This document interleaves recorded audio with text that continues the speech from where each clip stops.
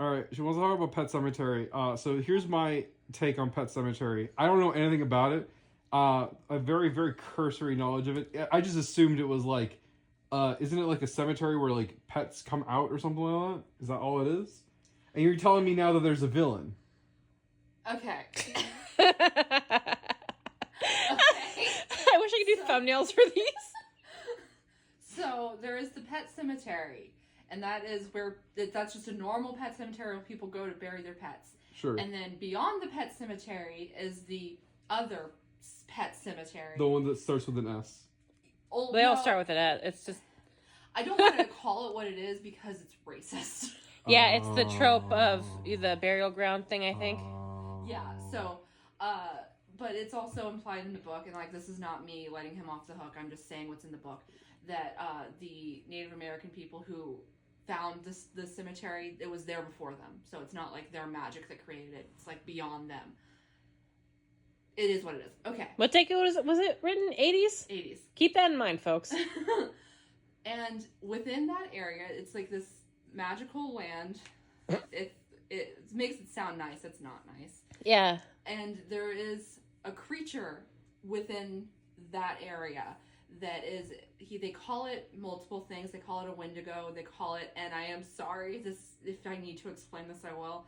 They also call it Oz the Great and Terrible. Wait, like that? Like that. Like that? Okay. Is it to avoid copyright or something? No, I'll get to that in a second. And this creature feeds on, like, basically the resurrection power. So, like, when things are resurrected, he can kind of control them. It's kind of weird.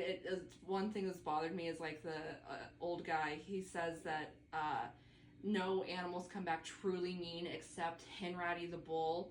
But it isn't pretty explicitly said later that the monster can control everything that is brought back to life if it wants. And it just doesn't if it's not useful to him, I guess. But the better the thing that's brought to life is, like the more powerful it is, the more powerful he is, and he can work through them. And the reason... Oh, Jesus Christ. Hierarchy. Does he... So animal souls in the Stephen King universe have stats now? Yeah, basically. So it's like the cat, they don't come back evil, they're just kind of off. They're wrong because they shouldn't have been brought back to life. So it's like the cat stumbles around and its eyes look glazed and they all smell like grave dirt. So it's that kind of thing. And then the reason the Oz the Great and Terrible thing is the main character, Lewis, his wife Rachel, had a sister named Zelda.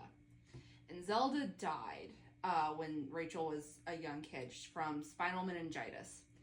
And she couldn't talk, so she had a slur, basically, like she couldn't talk right.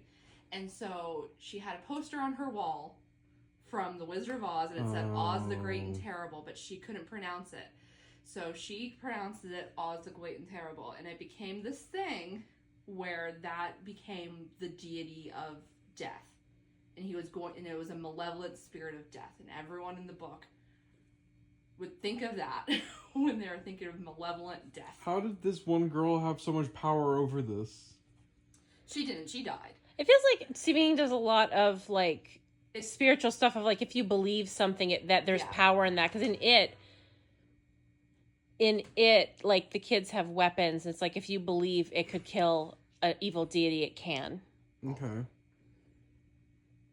Interesting.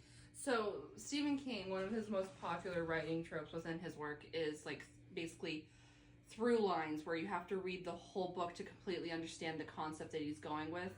So, Mother? So, basically, like, with Pet Cemetery, one of the through lines is Oz the Great and Terrible, and another through line is sometimes dead is better, and another is the soil of a man's heart is stonier, and basically what that means is you can...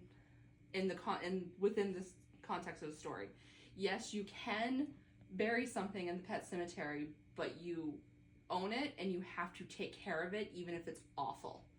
And that's basically what it means. It's like, if you love it, you can bring it back, but you have to take care of it, whatever that means. It's like dropping off your parents at an old folks home. There's your responsibility in a way. So, like, yes, there is a Wendigo death entity that lives behind the pet cemetery in the actual pet cemetery. I don't know if this is a thing that happens in the book, but and I know I said it, I only saw it chapter 1, but I did see some clips from it chapter 2, and they talk about how there's Native Americans in that too. In the show. Oh, in the movie.